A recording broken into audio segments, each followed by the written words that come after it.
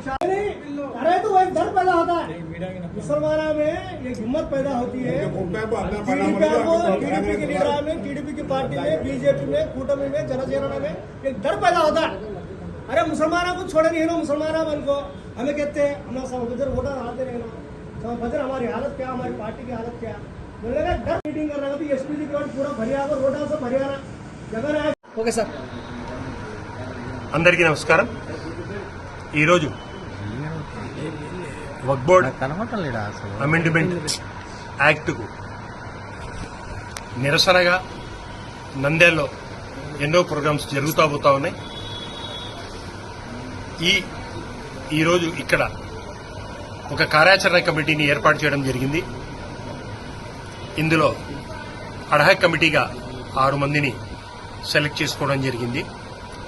ఫ్యూచర్లో ఈ నల్ల చట్టాలకు వ్యతిరేకంగా ఏ రకంగా పోరాడాలి, ప్రజాస్వామ్యయుతంగా దీన్ని ఏ రకంగా మేము ఎదుర్కోవాలి, ఈ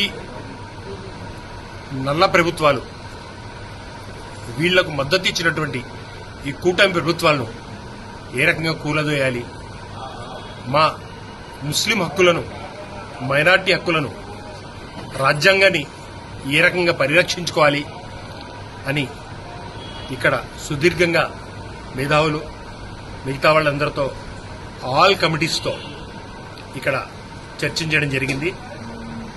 ఇందుకు వచ్చిన వాళ్ళందరికీ మేము ధన్యవాదాలు తెలుపుకుంటూ, ఇప్పటి నుంచి నంద్యాలలో ఏ వక్ఫ్ బోర్డ్ అమెండ్మెంట్ బిల్లుకు యాక్ట్గా చేసినా మేమందరము సంఘటితంగా పోరాడి దీన్ని రద్దు చేసే వరకు పోరాడతామని చెప్పేసి తెలుపుకుంటా ఉన్నాము.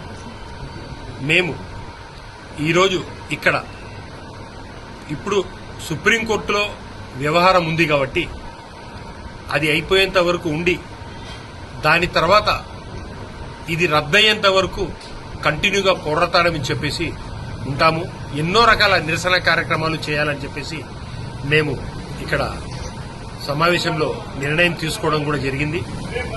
ఇక్కడికి వచ్చి సహకరించినటువంటి అందరికీ మీ ద్వారా నేను మరొకసారి నమస్సుమాంజలు తెలుపుకుంటూ, ధన్యవాదాలు తెలుపుకుంటూ, అలాగే ఈ వక్ఫ్ బోర్డ్ అమెండ్మెంట్ యాక్ట్ వల్ల ఎక్కువగా నష్టపోయినటువంటి వ్యక్తులకు దీని గురించి విషయం తెలియదు కాబట్టి వాడవాడ, వీధి వీధి, చిన్న సందు దగ్గర నుంచి దీనివల్ల ఎంత నష్టపోతా ఉన్నాము, ఈ మోడీ ప్రభుత్వము ఎంతమందికి దీని ద్వారా అన్యాయం చేస్తా ఉంది,